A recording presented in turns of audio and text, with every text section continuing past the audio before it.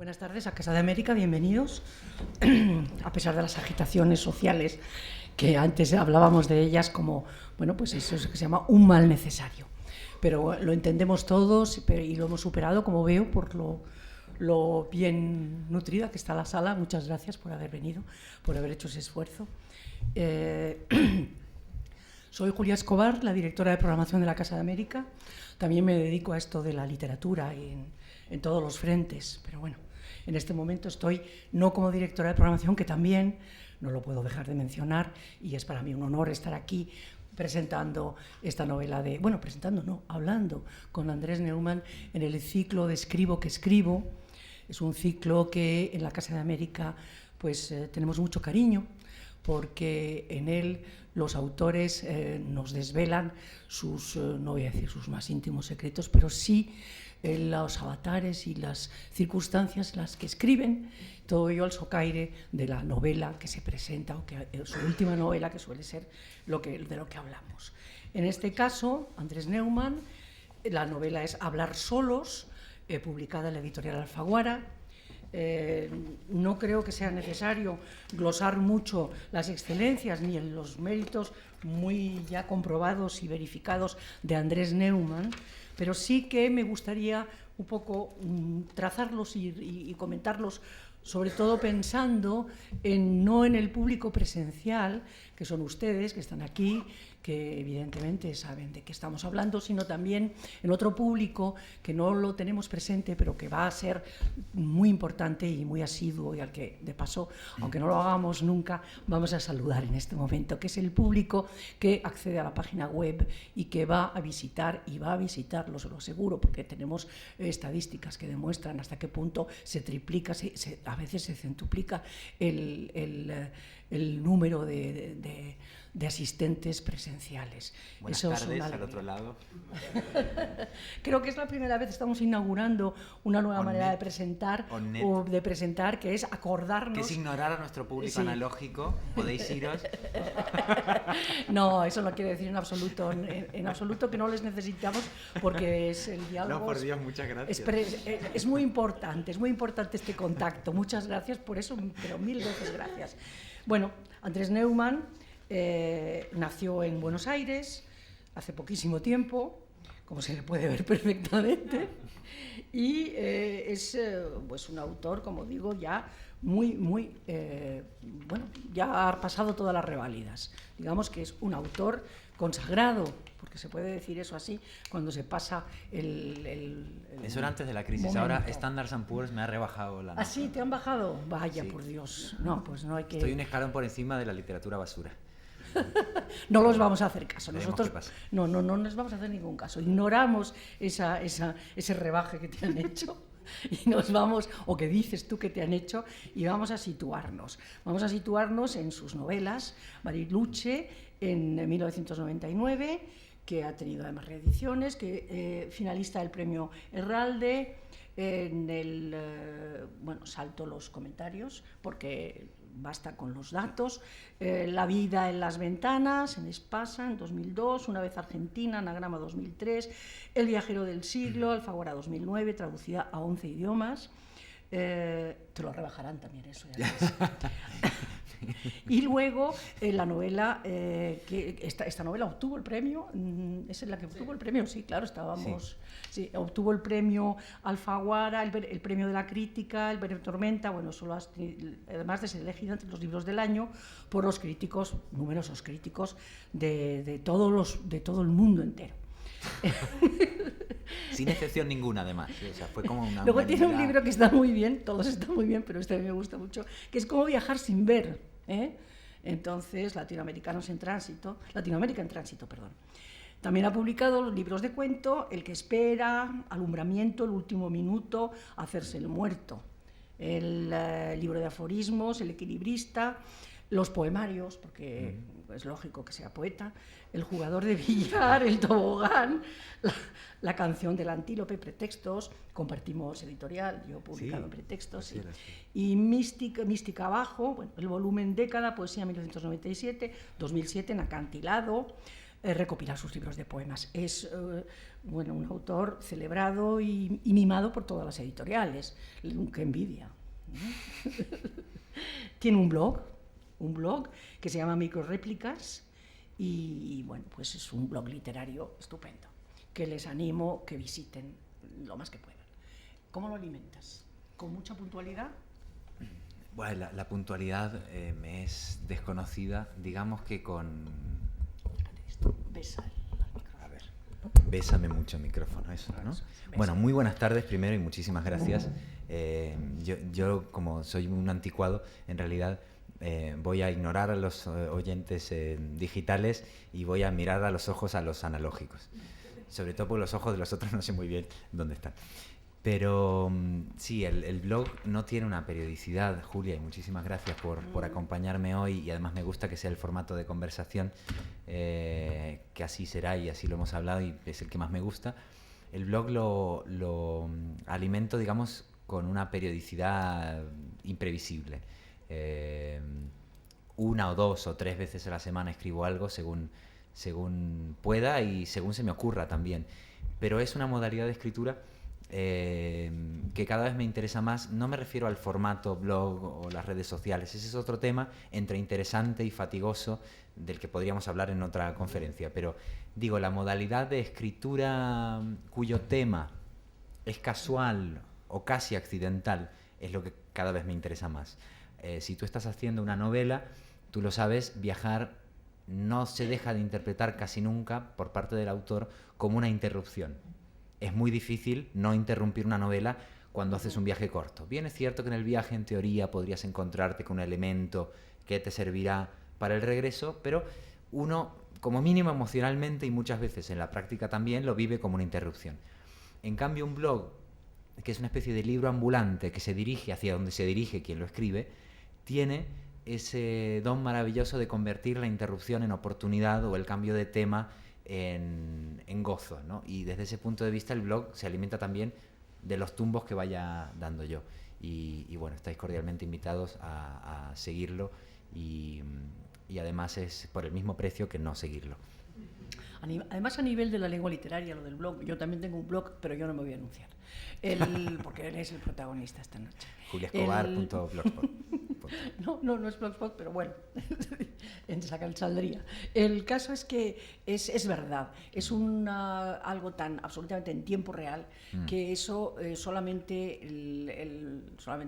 los recursos actuales pueden permitir esa inmediatez. Y eso también repercute en la escritura, repercute en la literatura, repercute en el género literario del blog.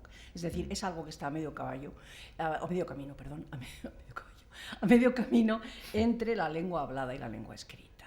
Es además alguna reflexión muy inmediata que tiene, por supuesto, torpezas que no se podía uno permitir. Bueno, ahí, Julia, yo cariñosamente discrepo un poco, porque yo soy tan obsesivo que luego corrijo las entradas. Es decir, cada vez que veo un error o una frase que no me gusta, entro y la corrijo. La entrada de junio, pero hombre, Dios mío, esta coma, y la quito. O sea, soy así de enfermo. Entonces, en realidad, yo sí me lo tomo como un libro no solamente en marcha, sino como un libro que está en permanente estado de posible editing. Sí. Es verdad que hay entradas, como tú bien dices, que se escriben en el momento y se piensan poco, pero hay otras, en un mismo blog a veces, quiero decir, que a lo mejor una estaba trabajando un día o dos, ¿no? Es decir, una cosa es el momento de colgarla, otra cosa es el momento de escribirla.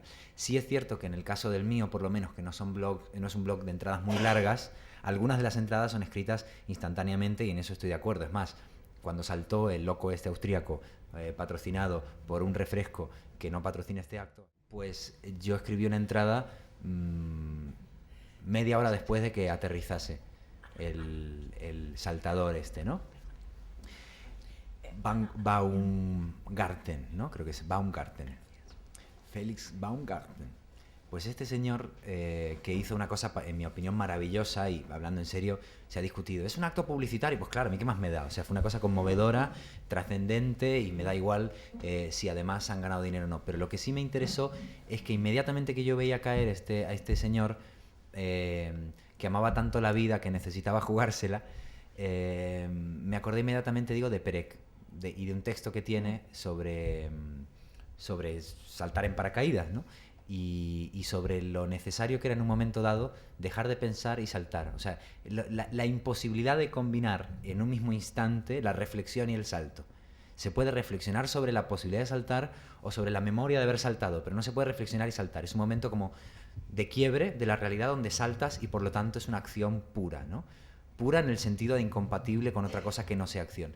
Y me acordé de ese texto de Perec y aunque lo colgué, lo programé efectivamente para la mañana siguiente, lo escribí de forma totalmente irreflexiva, ¿no? Sí. Pero el blog, digo, es bastante elástico, lo mismo... Espontánea. Sí.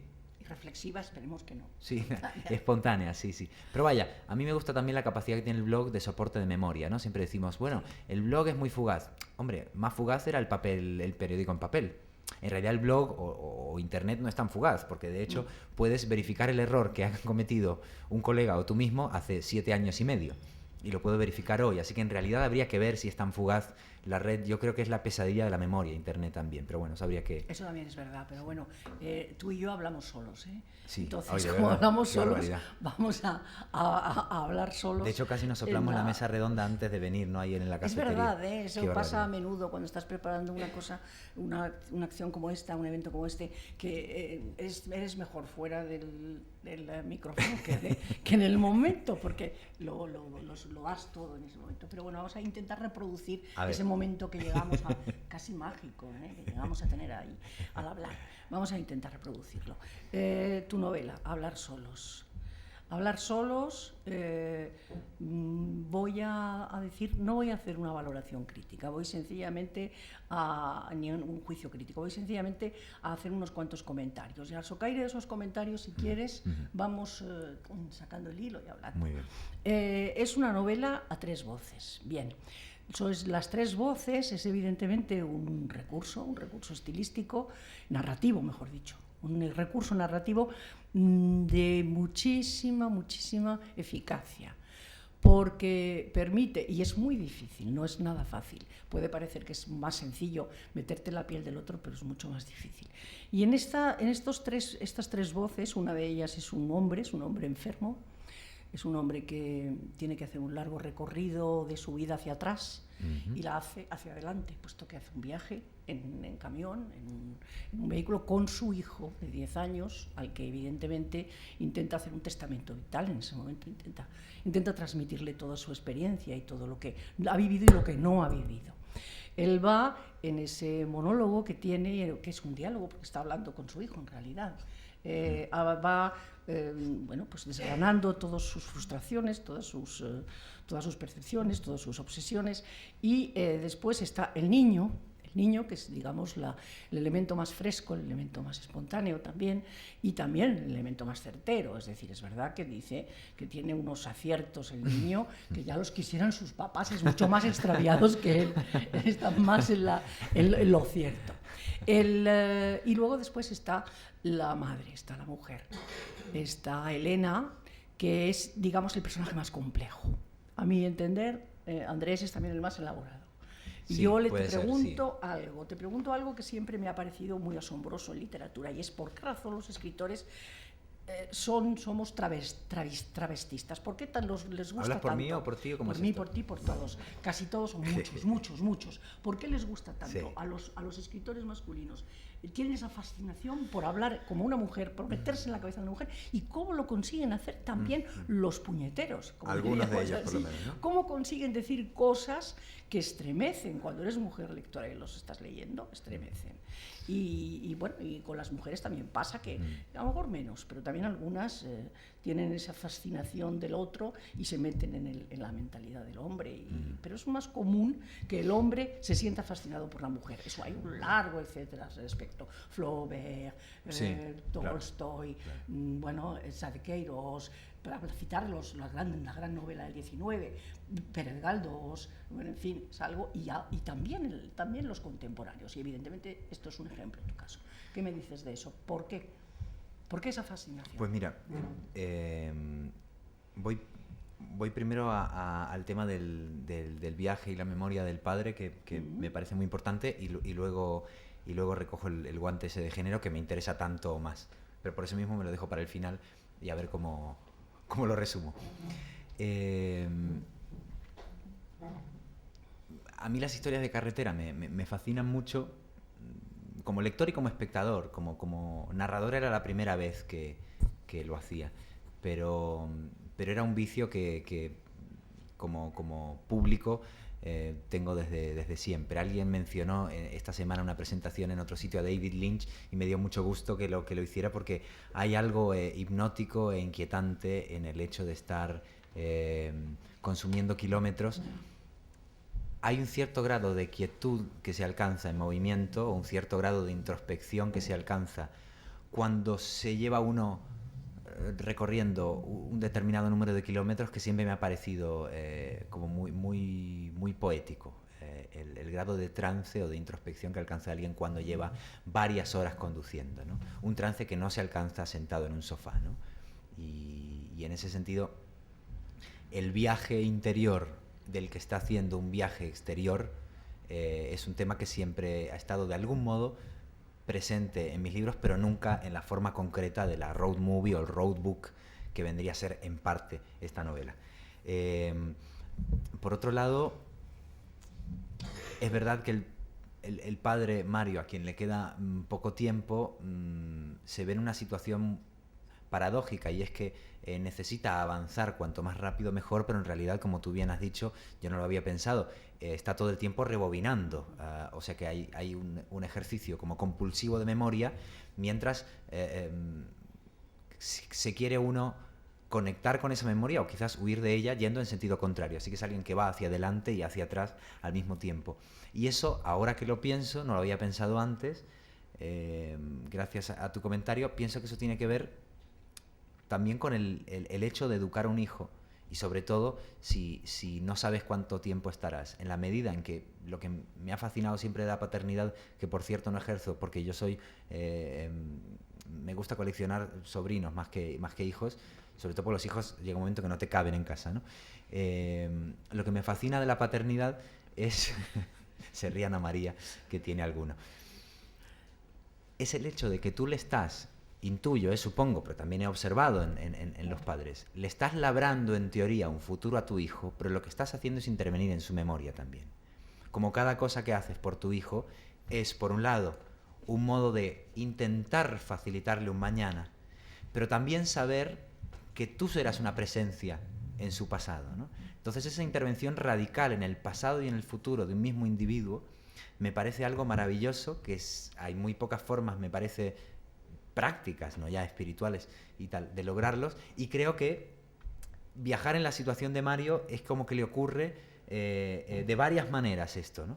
Así que bueno, pues me gusta eso de rebobinar conduciendo hacia adelante. En un momento dado, perdona que te interrumpa, dices no, por precisamente que le está creando un recuerdo. Exactamente, Mario. Le está creando le está un fabricando un recuerdo, que digamos... es también el pasado, pero está haciendo, claro. en el presente le está haciendo un pasado. Claro, yo me acuerdo cuando en El perseguidor de Cortázar dice el músico, esto lo estoy tocando mañana, ¿no? Uh-huh. Tener la conciencia de que el futuro será recuerdo, ¿no?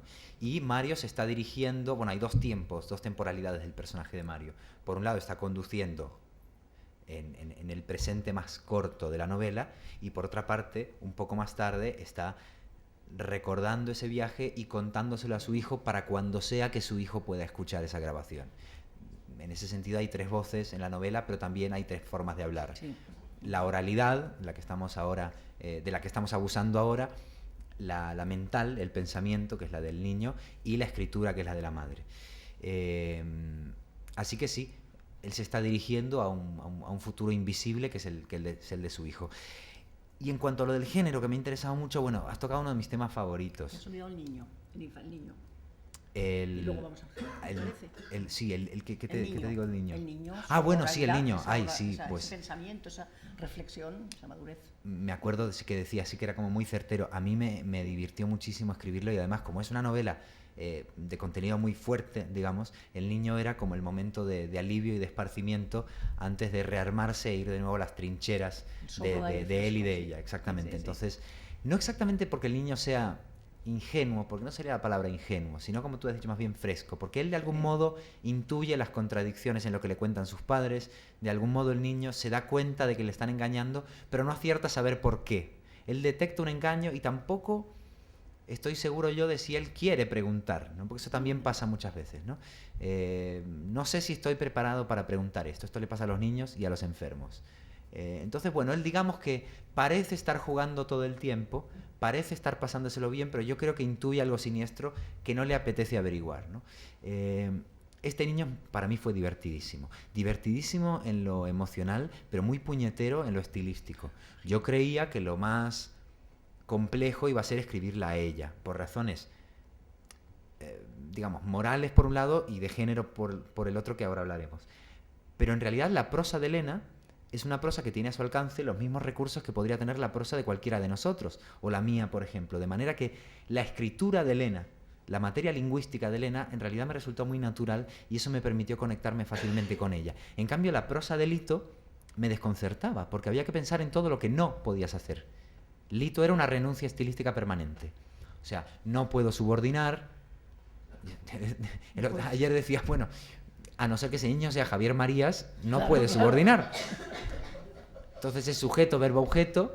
Oye, está citado Javier Marías aquí, que a mí me encanta. Está citado. Pero estoy seguro que Javier Marías hablaba con cláusulas latinas y con paréntesis Desde a los 4 años, pero los demás, Hombre, no. es que hay que reconocer que su padre... Claro, su influía padre le mucho. inoculó la sintaxis latina Claro, lógicamente. entre los Se 3 y dijo los el 4 cura meses de Marías. vida, pero, Sí. pero los que fuimos un poquito más lentos y aprendimos a escribir a los 6 años, digamos que realmente el estilo del niño tenía que ser sujeto, verbo, objeto, una puntuación radicalmente austera, excepto cuando se distrae, que era también romper la monotonía. Digamos que el niño es un pensamiento de punto seguido y sujeto, verbo, objeto, carente de adjetivos, salvo cuando se distrae, cuando su padre le está hablando y el niño le dice sí, y empieza a mirar por la ventanilla y se distrae, y ahí entra la complejidad sintáctica, pero a modo siempre de pequeño intervalo de distracción. Así que escribir a Lito implicaba renunciar a todo lo que se supone que uno puede hacer como escritor y quedarse con una conciencia muy poética por un lado, porque un niño es una máquina de hacer poesía, pero con una economía lingüística que era a veces dolorosa, ¿no?, como escritor. Y eso también era un refresco desde el punto de vista estilístico. A mí, ya te digo, a mí Lito me emocionó mucho hacerlo, y bueno, no sé qué opinará él de mí, pero yo a él lo quiero mucho. Y pasando al género, yo te he visto como muy optimista en la capacidad de los hombres para construir personajes femeninos. Me congratula, pero yo no sé si he sentido eso tan a menudo como tú en mis lecturas. Sí que estoy de acuerdo en que el personaje femenino ha sido un tema de recurrente fascinación por parte del narrador masculino. Lo que no estoy ya tan seguro es de que se le haya dado demasiada voz, ¿no? Porque tú has mencionado a una serie de clásicos que han hecho grandes personajes femeninos, pero no hablaban ellas. O sea que No, eso es verdad. hay una especie de autorretrato de la fantasía masculina en el personaje femenino, como diciendo, ¿a quién estoy mirando? ¿A la mujer o a lo que yo fantaseo de la mujer? Pero ¿no? en el 19 tenían los escritores un recurso que nosotros ya no utilizamos Ya. por antiguo Claro. y por demasiado usado, Sí. que es el narrador omnisciente, Que tiene el que estilo tiene indirecto, estilo y que claro. empieza diciendo y Sí. dice lo que piensa la tal. Efectivamente.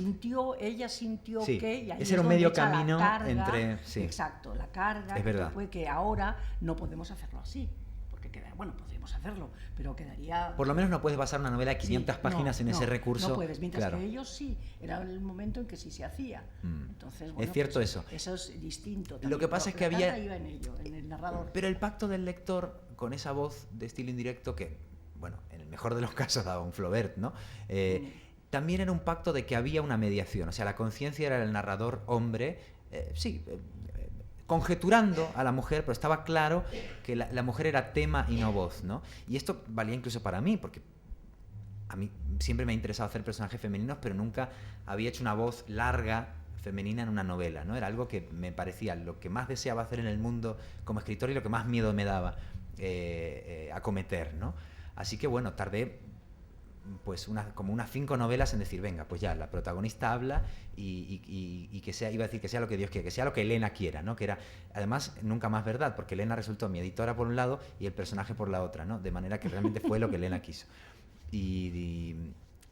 Claro, yo creo que hay una desigualdad en ese sentido con respecto a la capacidad de ponerse en el lugar del otro. Tú has detectado una cosa que es verdad y que parece contradictoria con la que voy a decir, pero se me ha ocurrido una explicación y si no es verdad, pues fingiremos que lo es. Tú Tú has dicho que hay mucho monólogo femenino en las narraciones escritas por mujeres y que no es tan habitual que se pongan en la piel de un hombre, etcétera, etcétera.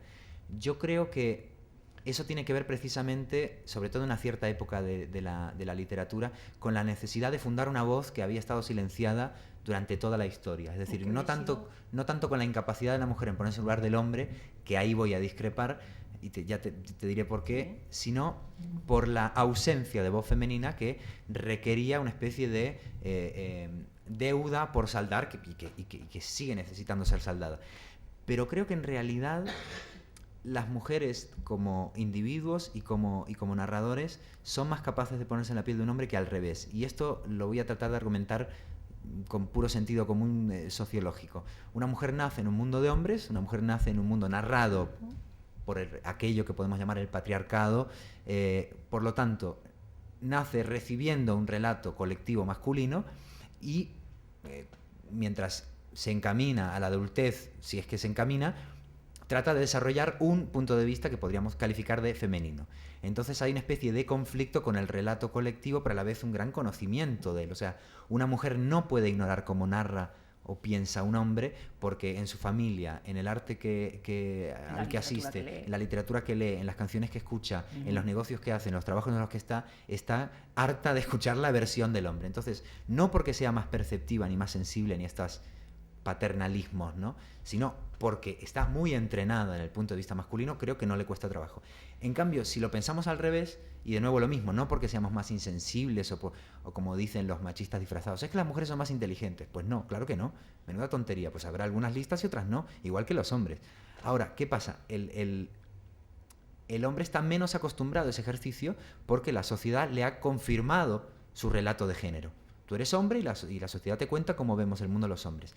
Entonces el otro ejercicio, quizá por eso mismo, nos resulte muy fascinante y muy necesario, porque notamos que cojeamos de ese pie. Otra cosa es que podamos algún día soltar la muleta, pero hay una conciencia de lo mal que narramos el punto de vista femenino, ¿no? Y por eso a mí, bueno, pues me resultaba como muy deseable el no narrar a una mujer, sino que hablase ella y que yo me callase. Y Elena va haciendo una antología un poco de literaria en general y de escritoras en particular, que son las que a mí de algún modo me han enseñado a imaginar que podía darle voz a una mujer. Menudo atrevimiento, ojalá fuera cierto. Estábamos en eso, habíamos hablado antes de eso, vamos a pasar a ello también, pero antes a mí me gustaría hablar de otro gran tema del más que un argumento. El argumento es este que hemos estado hablando, es ese viaje, es ese acontecimiento que es ineludible de la muerte de Mario, y es sin duda alguna pues ese viaje que hacen todos ellos, porque hacen un viaje en realidad. Ella también está en su sitio, pero está viajando. Entonces luego comentaremos cómo, pero lo está haciendo. El viaje lo hacen los niños, el viaje real lo están haciendo, el auténtico viaje, el movimiento por el desplazamiento del espacio, lo están haciendo el niño y el padre, pero ella, que está inmóvil, está sin embargo viajando.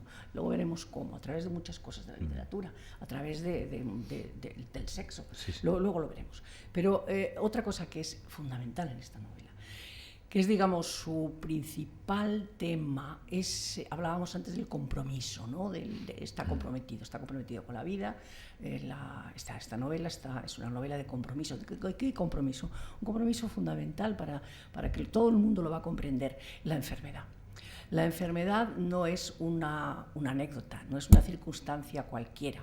Todo el mundo, bien porque personalmente está enfermo, él, bien porque tiene a alguien al lado enfermo, conoce la enfermedad, sufre la enfermedad, la sufre de una manera distinta. Aquí también lo estamos viendo. Aquí vemos como las tres voces, cada una de ellas sufre esa enfermedad, protagoniza esa enfermedad. Mario la protagoniza porque la padece, Elena la protagoniza porque cuida y porque la sufre, y el niño la intuye, la ve, la permea. Y esa enfermedad es, digamos que es el gran tema no el viaje solamente, el viaje es, digamos, la instrumentación de eso, pero la enfermedad es quizás esa novela. ¿Por qué? ¿Qué has querido transmitir la enfermedad? Qué interesante lo que dices, porque estaba pensando, no recuerdo quién dijo que había dos clases de novela, las que narraban un viaje y las que narraban un asedio. Es decir, que tenías o la Odisea o la Ilíada, digamos, o la Eneida, etcétera, como queramos griego o latín, pero es decir, o sea, la historia del asedio de un lugar o la historia del traslado de un lugar a otro. Y ahora pensaba quizás que la enfermedad es el mayor de los asedios y que entonces de algún modo el contrapunto que hay en la novela tiene que ver con la imposibilidad de huir de esa ciudad asediada que es la enfermedad o la salud delicada, y por un lado la fantasía de poder salir corriendo o ir a otro país o romper ese asedio, ¿no? Efectivamente, a ver, por un lado, retomando el tema del personaje femenino y trayéndolo a lo del viaje y también a lo de la enfermedad, a mí me interesaba mucho que lo que suele ser periférico en la tradición narrativa fuese central en la novela. Es decir, en las historias de viajes y en las historias de carreteras, el personaje femenino en el mejor de los casos es secundario, en el más frecuente de los casos no existe. O sea, las historias de las road movies, las road books son tradiciones maravillosas, pero muy excluyentemente masculinas, ¿no? Es raro el ejemplo que uno puede pensar, y cuando lo hay incluye un cierto nivel de parodia. Pienso en Thelma y Louise como una especie de excepción rara, pero que se nutría de la certeza de lo raro que era que esas dos mujeres hicieran lo que hacían. Y además habría que pensar si Thelma y Louise eran dos feministas o no, porque en realidad lo que hacen es un poco comportarse como hombres, pero bueno, eso nos llevaría a otro lugar. En todo caso, la road movie, el road book, es básicamente una tradición masculina. Y hay una periferia que es entonces la de Penélope, ¿no? Un poco, bueno, ¿y cuál es la aventura de Penélope? Porque eso de que se pone a tejer está muy bien, pero claro, esa es la versión oficial, ¿no? O sea, sería la versión del que viaja, ¿no? Oye, tu mujer no, nada, está tejiendo. Ya. Y destejiendo, ¿no? Y destejiendo, aún peor, ¿no? O sea, encima de todo, de tejer, luego desteje, ¿no? Entonces está, nunca mejor dicho, en stand-by. Es decir, ¿qué está haciendo? Pues nada. Básicamente nada, tejer y destejer. Está en espera, es decir, su misión es esperar. No es que está esperando, sino que su misión es esperar. Y luego está la periferia del cuidador o de los cuidadores, ¿no? O sea, la enfermedad, decía Bolaño, es una potencia totalitaria. La enfermedad es, digamos, una realidad despótica, y como tal concita toda la atención narrativa del círculo que la padece, ¿no? Entonces, yo pensando en esto me daba cuenta de que ambas periferias, la de Penélope y la del cuidador, confluían en el personaje de Elena. No fue raro, por tanto, que aunque yo no lo planease, esa voz se fuese comiendo poco a poco la novela, ¿no? Sí. Tú has dicho, yo estoy de acuerdo que es el personaje más importante. Yo había planeado un triángulo equilátero en la estructura del libro. Claro, la simetría luego es una tontería, por supuesto, pero uno cuando planea un libro, si es que lo planea, se hace la ilusión de que va a dibujar la estructura y va a haber unos paralelismos y las cosas, que es una manifestación como cualquier otra del miedo, ¿no? De empezar. Y terminó siendo, en realidad, no una de las tres voces, sino la voz, la de ella. Pero en realidad no es raro, porque de algún modo ese personaje era muy consciente de que estaba cumpliendo un papel que había venido siendo tradicionalmente postergado, ¿no? Luego, a mí más que... El compromiso es como una palabra así como muy sartreana que nos llevaría demasiado lejos ahora, matizar qué entendemos por compromiso cada uno, etcétera. Pero sí me gustaría decir simplemente que a mí me interesa más bien lo comprometedor. Sí. En la narrativa, ¿no? O sea, algo lo suficientemente inquietante, incómodo y delicado como para que veas comprometida tu posición, es decir, no sepas qué opinas. Porque tener muy claro qué opinas de todo no me parece un compromiso, sino la anulación del compromiso. O sea, ya de antemano sé lo que vas a opinar tú, lo que voy a opinar yo. Bueno, pues eso para mí es el final de la política, ¿no? Pero en fin, ya por terminar un poco esta divagación que no sé dónde me está llevando, el tema de la enfermedad y el cuidado, hay dos lecturas que cuando yo hice, tú eres una experta en el tema y en la práctica y en la teoría, porque no me has contado. Yo no, la verdad es que no, pero de las lecturas que pude hacer al respecto, me fascinaron dos. La de Philippe Ariès, el autor de La historia de la muerte en Occidente, sí, libro que reeditó Acantilado hace poco, con perdón de Alfaguara, un libro maravilloso, sí.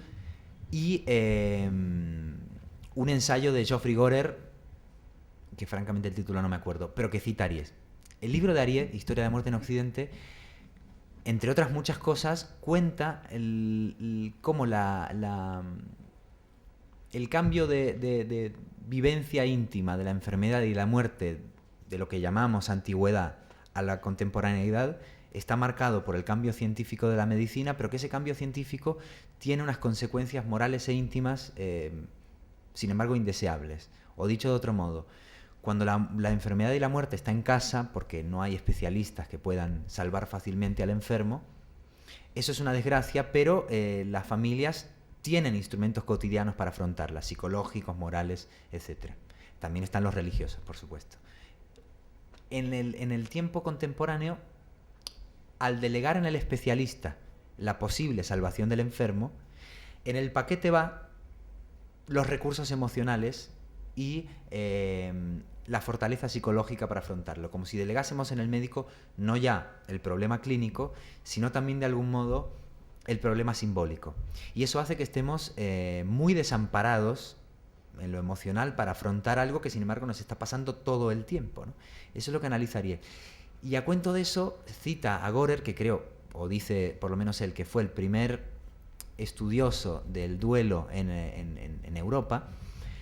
Y Görer va haciendo encuestas entre gente viuda, sobre todo mujeres, y termina teniendo conversaciones con ellas tan íntimas y en el fondo tan voluptuosas, dice Görer, que llega a la conclusión de que el tabú y el pudor que había con respecto al sexo en el siglo XIX se había trasladado en el XX al duelo, que eran dos cosas que se hacían en soledad y con más o menos culpa.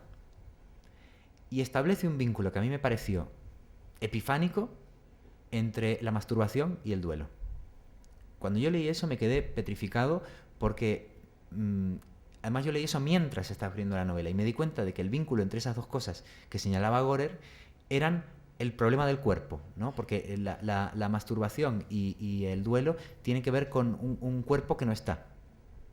Y Elena es una especie de experimento monstruoso con esa idea, ¿no? de Görer. Está bien que vayamos aquí a esto, que hayas conducido a esto, porque precisamente es lo que yo iba a introducir ahora. Iba a introducirte lo siguiente, el erotismo de la muerte y de la enfermedad. Evidentemente la enfermedad es un estado, una situación desagradable, es una situación real, es una situación que existe, con la que hay que vivir, con la que todos vivimos. Que haya que superar o no, eso ya es una cuestión cada vez más personal, aunque la sociedad rompe mucho y enmascare mucho todo, y eso que has dicho del duelo, yo también he leído ese libro de la muerte en Occidente, ¿cómo se titulaba? Yo no recuerdo, yo lo leí en la NRF. Historia de la muerte en Occidente. Exactamente, Historia de la muerte en Occidente, yo lo leí hace ya tiempo, es un libro evidentemente estremecedor y habla de algo que es verdad, que es cómo se enmascara, y ella también en la novela sale, cómo se enmascaran todos los ritos, cómo nuestro mundo, nuestra sociedad actual ha conseguido tal asepsia en la muerte. Exacto. Que es casi un acto social. Es decir, cuando vamos en los tanatorios, los momentos, los funerales, no se han convertido ya en un paso, un ritual de paso, no es ya cuando nos despedimos de la persona amada que muere y entonces la vemos cruelmente separada de nosotros como era antes, sino que es disfrazado todo ello de un acto social. Todos hablamos, nos reímos, nos olvidamos del muerto. Se trata de eso, se trata de consolarnos tapándonos lo feo de la muerte, tapándonos lo duro, lo cruel y lo realmente, bueno, pues lo real de la muerte. Y eso ella en la novela también lo traspasa, también lo dice. Cuando está haciendo todos los ritos posteriores de elegir tanatorio, dice, ¿cómo me gustaría ir a una tribu? Dice, que no es que... Eso. He pensado en el mismo fragmento que tú dices, si morirse es otro trámite, prefiero los rituales de cualquier tribu exótica. Exactamente, dice y no ella. tan exótica, nuestra misma tribu, claro. unos años antes, es decir, unas décadas antes, nuestra misma tribu antes de que inventaran el negocio libre, el comercio libre de la muerte, ¿no? Y del duelo. Eso es así, y eso es verdad. Y es también importante para la supervivencia de la memoria de la persona muerta. Evidentemente cambian las cosas mucho, pero vamos a otra cosa, vamos a la enfermedad, que es algo muy literario, a la par que terriblemente que produce yuyu, como se suele decir, que produce un escalofrío, que no es el tema preferido. Yo tengo un libro escrito sobre eso que no encuentro editor, mira, porque todos me dicen, ¡ay, qué siniestro es! Todo muertos, todo enfermedades, todo hospitales. Y sin embargo, lo siniestro es el tema favorito de la literatura, ¿no? Sí, o sea, el terror, lo que nos da miedo nombrar y necesitamos nombrar, sí, ¿no? pero cuando lo hacemos poniendo el dedo en la llaga, cuando estamos diciendo, y eso es un poco lo que pasa en tu libro, por lo menos, ¿no? También. Es decir, el caso es Lo que pasa es que no, iba a decir que estoy muy de acuerdo, pero que a la vez, si uno repasa en la tradición literaria, se da cuenta de que la enfermedad es uno de los grandes temas de la literatura universal, ¿no? Es uno de los grandes temas de la literatura universal. Tenemos desde Thomas Mann, que escribe La montaña mágica sin estar enfermo, pero que luego después, hasta llegar, como te decía antes, a este rumano Max Blecher, terriblemente enfermo, que escribe ese libro Corazones cicatrizados, que me parece que lo ha publicado Gadir. También hay que hablar de otras editoriales. Sí, está Tolstoy con su Iván Ilich, o está Juan Gracia Armendáriz, que no solo se cita en la novela, sino que acaba de sacar otro libro sobre el tema de su propia enfermedad. Roberto Bolaño, Flannery O'Connor, Virginia Woolf, que era una enferma y una doctora, y que coincidían. Es decir, ella era paciente y era su analista, era una observadora de su propia enfermedad monstruosamente lúcida. Hay una frase traducida por ti, puesto que traduces todas las cosas, lo dices ahí, bien traducidas, por supuesto, de Virginia Woolf, que ella lee, porque ahí está, es la literatura, para Elena es fundamental. La literatura, ella dice en un momento dado algo que yo he señalado por aquí, a ver si esto lo ya encuentro. No se tiene en pie, ¿Qué? No, es que se ha caído mi libro, no sé por qué razones. Dice dos cosas sobre la literatura y la lectura. Que ella es profesora universitaria, ella es una mujer con una formación y una clase social superior a la de su marido. Sí. Entonces eso es una de las grandes frustraciones de Mario, pero bueno, eso es otra cosa. Y culpa de ella también. Y culpa de ella. Ella evidentemente es aplastante en su superioridad intelectual, no la esconde y está constantemente, no me extraña que no te haya costado trabajo que sea tu alter ego ella, porque claro, evidentemente no, ella es mucho más valiente y mucho más perversa. Yo soy un cachorrito al lado de Elena. Bueno, pero son tus referencias literarias, son todo tu bagaje cultural, que ella se apodera de él, o sea, lo transmites en ella, sin duda alguna. Dice ella: cuando un libro, esto es algo que todos los lectores lo hemos vivido, cuando un libro me dice lo que yo quería decir, siento el derecho a apropiarme de sus palabras como si alguna vez hubieran sido mías y estuviera recuperándolas. Dice también, todos los libros hablan de mi vida, hablan de mí. Es algo que todos como lectores hemos tenido esa todos los libros hablan de mí. Claro. Pero no solamente en novelas, sino en filosofía, en todo. Hemos dicho, eso es lo que yo quería decir. Eso es lo que yo pienso. Es así, formulan otros con más acierto que nosotros una cosa que nosotros nos identificamos y creemos vernos reflejados en él. Entonces ella eso es muy consciente de eso, de ese compás que tiene. Es así. Sí, además yo creo que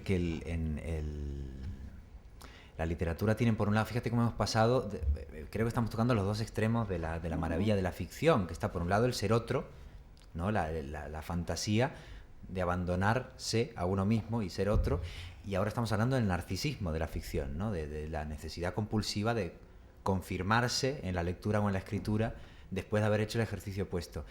Todos los libros hablan de mí, yo creo que es como un lema inconfesable de todos los lectores del mundo, ¿no? Pero el narcisismo de todos nosotros como lectores es tan grande que llega a un punto en el que uno tiene en realidad la convicción de que el autor nos ha plagiado a nosotros.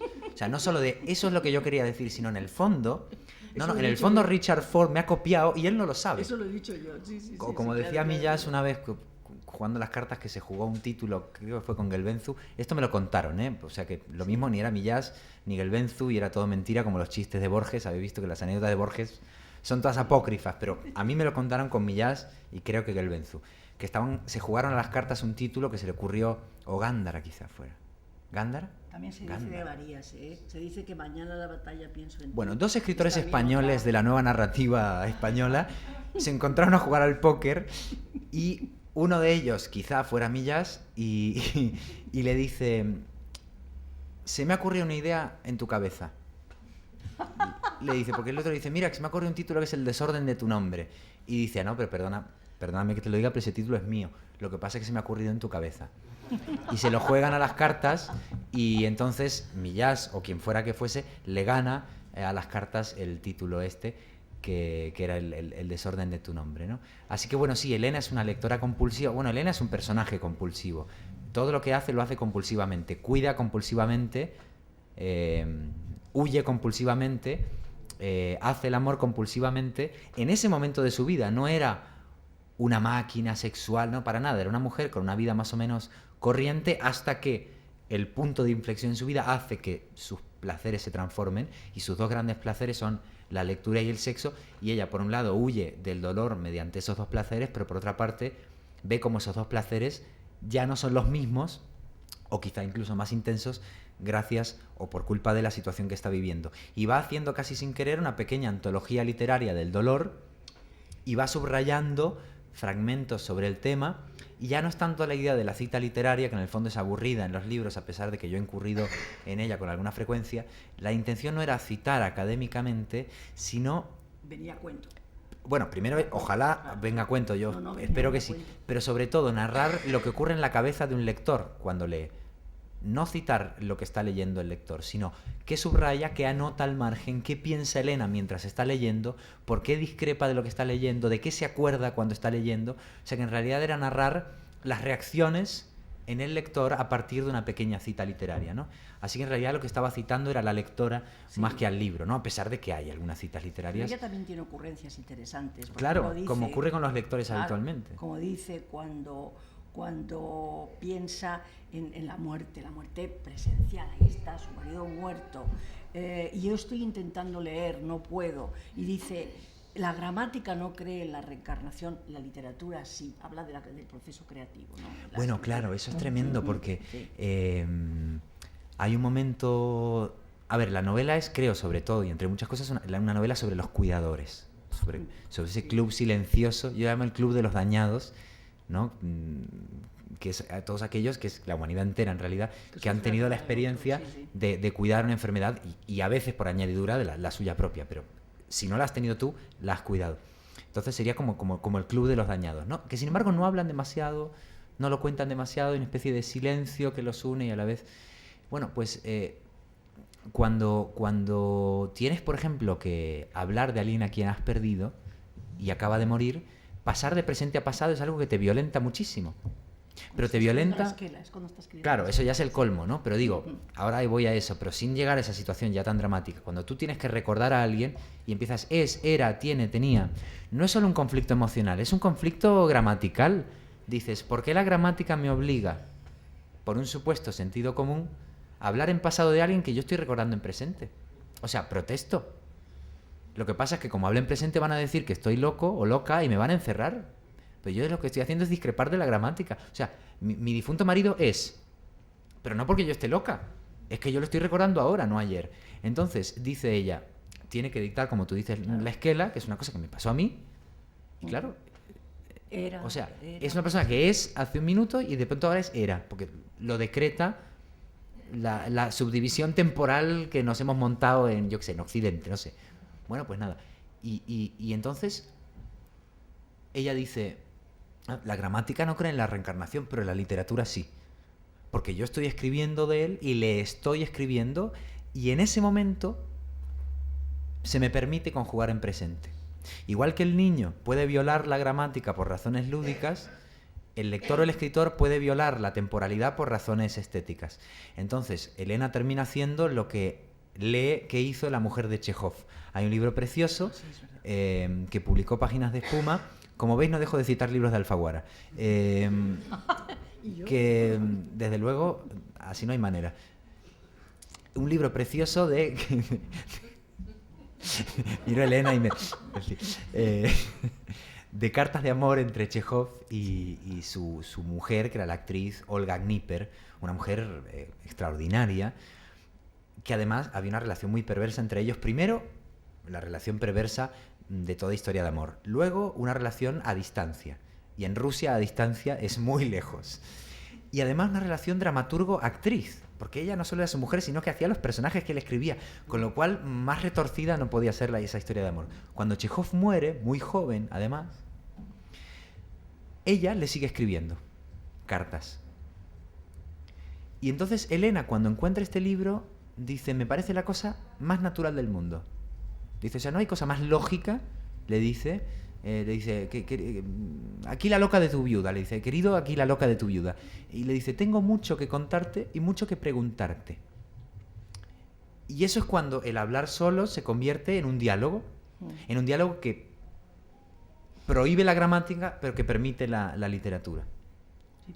Hemos hablado de la enfermedad, hemos hablado de los grandes temas de la novela y nos quedaba, que hemos dejado para el final, un tema importante, y es el tema de la sublimación de esa angustia de la enfermedad y de la muerte, y fundamentalmente de la muerte, que es... Hay un refrán que dice que el muerto al hoyo y el vivo al bollo. Yo siempre he creído que esa especie, no sé si ustedes lo han observado, de hambre feroz que tenemos todos los que salimos de un entierro, un funeral, que todo acaba en torno a una mesa comiendo, y todos comen, o en algunas áreas como en el ámbito anglosajón, donde realmente es que están devorando, comiendo, pasando comida, como si estuviésemos diciendo, nosotros, él se ha muerto, ella se ha muerto, pero nosotros estamos vivos. Y entonces, ¿cómo lo demostramos? Lo vamos a demostrar. ¿De qué manera lo podemos demostrar que estamos vivos? Con el cuerpo, comiendo, dándole algo. Y aquí ya llegamos al sexo. El sexo es otro de los referentes que en literatura, también hablábamos antes de Georges Bataille, el erotismo eros y tánatos, es decir, el erotismo entendido como una desposesión salvaje, incluso de toda medida, como un guante que se le echa a la muerte y a la vida, y al mismo tiempo una reivindicación de vida y al mismo tiempo un deseo de muerte, las dos cosas, porque es a veces peligroso y a veces es extremado. En el caso de Elena elige eso. Elena claramente se echa en la práctica del sexo. Sexo sadomasoquista, concretamente. Sí, en algún punto sí es eso. Por eso digo que en realidad yo soy mucho más inofensivo que Elena. Yo decía, de verdad, esta mujer, a mí me escandaliza, digo, esta señora... Hay que tener coraje, ¿no? Pero nada, ella iba... Pero hay que pensar, pobrecita, se le está muriendo el marido. No, sí, verdaderamente en situaciones extremas tengo la sensación de que la idea del cuerpo, como tú bien dices, queda modificada. Esas situaciones extremas pues son sobre todo el amor, el sexo y la muerte, claro. Entonces, en ese momento el papel que cumple el cuerpo en todas esas instancias, parece como reclamar más atención que nunca. Y lo que le ocurre a Elena es que todo lo que ella consideraba feo, imperfecto, gordo, etcétera, todo aquello que la represión estética de nuestra sociedad sanciona como no bello, se le revela, por contraste, como el testimonio de salud. Es decir, o sea, a mí me sobra todo esto porque no estoy enferma, ¿no? Entonces se ve implicada en una especie de historia, no sé si de enamoramiento o de amor retorcido, pero en cualquier caso se ve modificada, o sea, se ve implicada en una historia que modifica lo que ella entendía por belleza. Y en su primera experiencia, la que la va a iniciar en ello, termina diciendo algo tremendo. Quiero vengarme en carne propia. ¿Vengarse de qué? Vengarse de la muerte, vengarse evidentemente de todo eso. ¿No estás de acuerdo? Sí. Bueno, que lo has escrito tú. Sí. No, pero no te creas. Oye, no te creas. Muchas veces discrepo un montón de mis personajes y de hecho algunas de las cosas que dicen me cabrea profundamente, ¿no? Y me llevan hasta la contraria. Y eso es bonito cuando uno dialoga en un libro. Quiero decir, cuando estás haciendo un diálogo, no hay nada, me parece, más estimulante políticamente, hables de lo que hables, que tratar de que un personaje te refute. Porque eso garantiza la tensión del diálogo. Yo intento que el protagonista del libro opine lo contrario que yo. Entonces tienes como al malo que opina como tú y está el héroe que te tiene que llevar la contraria, ¿no? Eso es, por ejemplo, un mecanismo que suele garantizar un diálogo intenso cuando se trata de discutir un tema conflictivo, ¿no? Si se nota todo el rato con quién va el autor, no tiene tanta gracia, ¿no? O sea, por eso te digo que concuerdo con lo de vengarse en carne propia, pero es casualidad, porque no te creas que estoy yo tan seguro de lo que dice ella todo el tiempo. Queda redondo el párrafo, ¿eh? Redondo, que si quiero vengarme en carne propia, porque lo que está diciendo no parece en absoluto una venganza, parece que se lo está pasando realmente muy bien. Y entonces cuando termina diciendo después, entendiendo un poco que eso no Qué curioso, normal. Porque luego en otro momento ella dice también, necesito que me ultrajen tanto sí, hasta que ya no me importe, quiero ser virgen, no haber sentido nada. O sea, ese momento en el que el exceso de sensación física deriva como una especie de anestesia, ¿no? Y cuando hay mucho amor o mucha muerte, una especie de empacho que puede llevarte, a través del sexo. claro, y puede llevarte a un estado sí. como de indiferencia por exceso, ¿no? Es la tesis de Bataille, ¿no? Es decir, claro. La purificación, las tesis a través del sexo salvaje, por así decirlo. Bien, yo creo que ya vamos a tener que ir terminando, pero no vamos a terminar sin oír esas sino tres que vamos a voces. continuar Venga. unas 3 o 4 horas. No vamos a terminar sin oír esas tres voces. Las vamos a oír en la voz de su autor, de su creador, y no vas a fingir tener una voz distinta cada vez que hables del niño. No. Lo va a hacer muy bien. No, porque lo haría fatal, además, ¿no? Y ya con ello nos vamos a despedir. Bueno, pues te agradezco de antemano, Julia, porque ojalá todas las presentaciones fuesen así de conversadas. Es un verdadero alivio que en lugar de una presentación así formal haya sido un debate, de verdad. Para mí, yo me lo he pasado genial. O sea, ojalá haya alguien ahí que comparta esa sensación, pero por mi parte, vamos, me presentaría todos los días discutiendo sobre esto y aquello, ¿no? Sé que lo que estoy haciendo es miserable. Supongo que voy a sentir unos remordimientos extremos. Muy bien, todo es extremo. Porque ahora, esta noche, lo único que he sentido es un placer bestial, imperdonable. Y mañana no sé, y pasado mañana estaré muerta. El poder de Ezequiel no se entiende al contemplarlo sin ropa. Hay que conocerlo en movimiento, gesticulando, acercándose, asaltando. Su físico refuta el platonismo. Es atrevido, no musculoso. Intenso, no atlético. Lo irresistible es su convicción, que me empuja a ignorar mis propios defectos. Eso es fundamental en la cama con un hombre. No lo que yo vea en su cuerpo, lo que él logre que yo vea en el mío. Con Ezequiel me adoro. Recuerdo que al principio, cuando éramos muy jóvenes, Mario me intimidaba. Su robustez, su armonía. Jamás había tenido enfrente un desnudo tan bello. Pero en la cama no lograba entregarme del todo. No encontraba el desorden. Era como abrazarme al cofre del tesoro y ser incapaz de abrirlo. Yo tenía la esperanza de que viviendo juntos mis sensaciones mejorarían. Y mejoraron, aunque no demasiado. Ahora pienso que como su físico me parecía más admirable que el mío, en el fondo nunca dejé de escabullirme, seleccionar mis perfiles, posar en parte. Con Ezequiel me doy permiso para ser común, vulgar, fea, excitantemente fea. Hoy, en su casa, me explicó que cada día ve tantos cuerpos secándose, perdiendo brillo, degradándose poro a poro, que ha terminado por excitarse con lo más vivo, con todo lo que rebosa del cuerpo con entusiasmo, que para él la belleza era eso.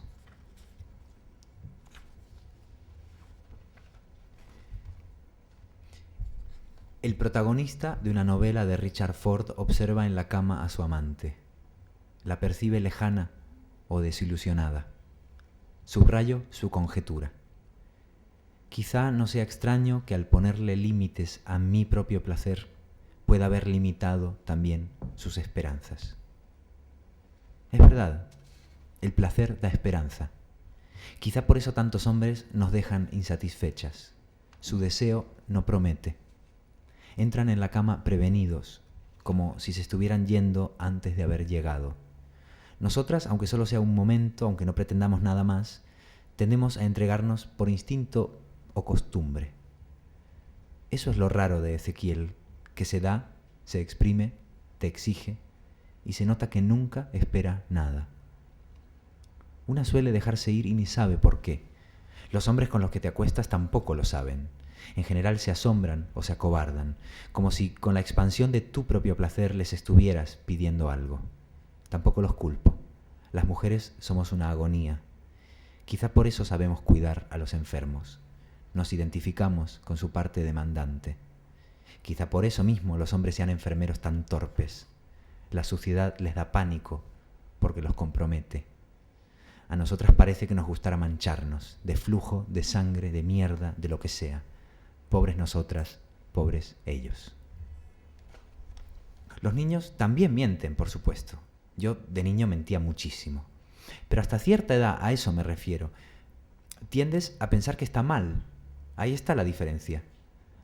No creo que los adultos seamos peores, ¿eh? Todo niño es el comienzo de un posible hijo de puta. Eso lo tengo claro. Simplemente los niños, quizá por culpa nuestra, empiezan dividiendo el mundo en bien y mal, en verdad y mentira. El único momento en que mentir está bien es cuando juegan. Ahí sí que se puede. Así que los niños se hacen adultos jugando. Un poco al revés que los padres, ¿no? Que jugamos para volver a ser niños. Bueno, y creces y mientes y te mienten y no está mal. Hasta que un día, cuando estás enfermo, las mentiras te preocupan de nuevo. Te preocupan cada vez que hablas con los médicos, con tu mujer, con tu familia. No es una cosa moral, es algo, no sé, físico. En el fondo te aterra la verdad. Pero más todavía te aterra la idea de morirte engañado. Las mentiras nos sirven para seguir viviendo, ¿no? Y cuando ya sabes que no vas a seguir, entonces te parece como que dejan de ser útiles. ¿Me explico? Desde aquí, en cuanto abro los ojos, veo el cielo, como si fuera en avión, un avión muy lento. ¿Y sabes qué me parece? El amanecer, digo, una falta de respeto. Eso me parece. Yo de joven era noctámbulo. Me encantaba hacer cosas mientras los demás dormían. Me sentía impune. Con los años te vas volviendo diurno, te entra la angustia de llegar tarde a las cosas. Los noctámbulos creen que se adelantan a todo y en cuanto se despiertan ya se les hace tarde. Desde que estoy enfermo las mañanas me gustan menos, tienen, no sé, demasiadas expectativas. Y el silencio de las noches me asusta, claro, así que ahora prefiero las tardes. Son menos exigentes. Estoy mirando el atardecer y, fíjate, me entra la duda. ¿De dónde? ¿De dónde carajo sale la belleza? De las cosas no sale, eso seguro. Y finalmente, Lito. Este es uno de los infinitos hostales a los que llegan Lito y Mario. Cuando van por unas carreteras, que eso no lo hemos dicho, pero debo decirlo porque estamos en la Casa de América, por unas carreteras que están exactamente donde ahora hay un océano. Ese mar es que separa y une, o las dos cosas, América Latina y España. En este libro está lleno de carreteras, que son las que recorren en camión Mario y Lito.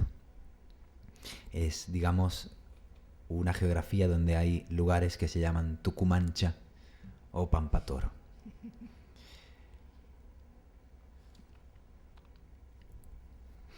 Nos atiende una chica con un collar de caracolas y los labios pintados de verde. No, de verde no puede ser. ¿O sí? Las luces son fluorescentes. La chica me ve escondido detrás de papá y me sonríe. Tiene los dientes azules. En la recepción hay espejos rotos a propósito y flores de plástico metidas en copas de helado. La chica nos pide que no subamos las persianas de la habitación porque están atascadas. Además, dice guiñándonos un ojo, con el viento que hace mejor ni intentarlo. Después de guiñar el ojo, las pestañas de arriba se le despegan y se le quedan enredadas en las pestañas de abajo. Me gustaría avisarle, pero me da vergüenza. Papá me dice al oído: Gorilapilas, una noticia buena y otra mala. La buena es que hay internet. La mala es que no funciona. Subimos a dejar las cosas en la habitación. La alfombra huele a cigarrillo. Tiene agujeros más grandes que mis pies. Se podría jugar al minigolf. Lito, dice papá mirando la alfombra, ni se te ocurra caminar descalzo. Y cuando te acuestes primero quitas la colcha, ¿entendido? Encima de una silla veo 2 toallas blancas. Bueno, más o menos blancas. Acerco la nariz. Por suerte huelen a jabón. Abro la puerta del baño. Solo hay perchas de alambres y una caja fuerte. ¡Qué habitación más rara! Papá sale al pasillo. Lo escucho hablando solo. «¿Será posible?», protesta. «Le dije a la puta esa que con baño incluido». A mí la palabra puta me da un poco de risa. Me encanta que la diga papá. Cuando la digo con mis amigos no suena igual. Papá entra de nuevo, recoge las toallas y me dice: «Por lo menos la ducha tiene agua caliente. Trae tu ropa, hijo, y por favor te lo pido, no toques nada, ¿eh?». En el bar me zampo 2 hamburguesas con queso, un plato de patatas fritas con un montón de picante y una bola de helado cubierta de sirope. Papá deja su plato a medias. Dice que quiere adelgazar un poco más. Se toma una aspirina con un vaso de agua. Antes del virus comía mucho y le encantaban los restaurantes. ¿Qué? Me río con la boca llena de helado. ¿No te gustaba tu barriga? ¿Y tú, flacuchito? Se burla él. ¿Vas a necesitar otra hamburguesa más? No sé qué hora será. Todavía no tengo ganas de irme a la cama. Viajar cansa, pero me quita el sueño. Papá se va de la mesa. Camina hasta la barra. Paga. Se queda mirándome, muy fijo. Creo que en cuanto me termine el helado vamos a tener que subir a la habitación. Papá vuelve. Se acerca. Me levanta la cara con las 2 manos y me propone quedarnos a tomar una copa. Una copa. Papá y yo, en un bar de noche. No lo puedo creer. Esto sí que es lo máximo. Me levanto de la silla, me limpio el sirope con una manga, me pongo bien derecho y nos vamos los 2 juntos a la barra. Papá se pide un whisky. Yo me pido una Fanta con mucho, mucho hielo.